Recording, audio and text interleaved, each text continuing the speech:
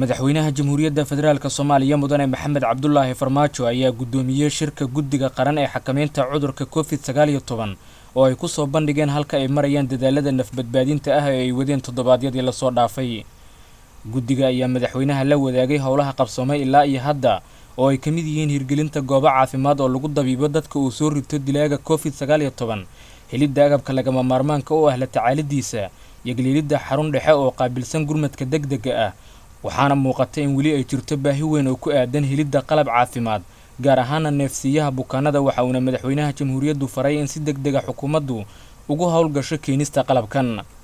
kulanka oo ku qabsoomay aaladaha la iska arko ee baraha internetka iyo madaxweynaha jamhuuriyaddu tilmaamay muhiimadda ay leedahay wada shaqayn xooggan oo dhex marta guddiga heer qaran ee xakameynta cudurka coronavirus iyo guddiyada heer dowlad goboleed. madaxweynaha ayaana ku bogaadiyay ra'iisul wasaaraha dalka mudane xasan cali khayre laamaha caafimaad ee dalka iyo guddiga qaran ee xakameynta coronavirus dadaalka mugga weyn ay ku bixinayaan ilaalinta badqabka muwaadiniinta Soomaaliyeed.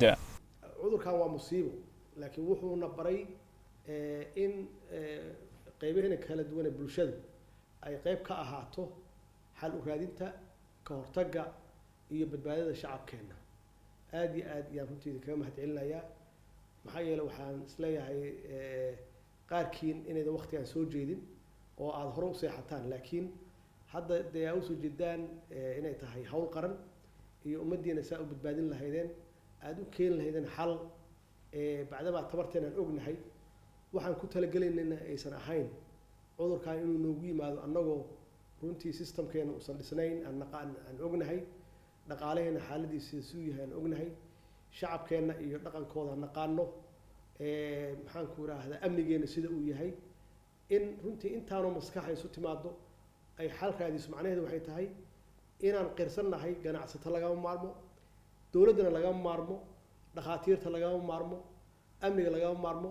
waa isu wada baahannahay. marka dowladdii oo dhan waa annaga, cid gaar u leh oo cid gaar ah u xil saaran inaysan jirin.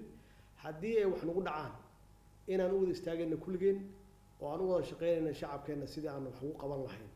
runtii waa mas-uuliyad kulligeenna waa saaran, qof walba dee wax walba meelba u ka lahaa, waa xaqiiqo. laakiin markay runta tahay ama runta timaado kulligeen hal ujeedaan leenahay oo ah dadkeenu inay badbaadaan oo ay bad qabaan, dadkeenu inay amni helaan, dadkeenu inay nolol helaan, dowladdeenu ay istaagto ay hana qaado, caalamka aan la macaamilno oo sharaf iyo ciise aan ka helno.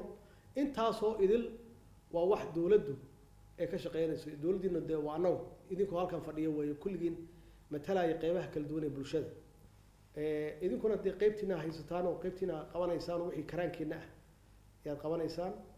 marka waa idin mahadcelinayaa mar kale, waa idin hambalyeenayaa ra'iisul wasaaraha khaasatan sida uu u daadihinayo oo hawshaan uu isugu taxallujiyey oo runtii habeen walba uu soo jeedo uga shaqeynayo. aad iyo aad runtii leadershipkiisa aan uga mahadcelinayaa, iyo guud ahaan idinka oo naftigiina usoo jeeda habeenkii si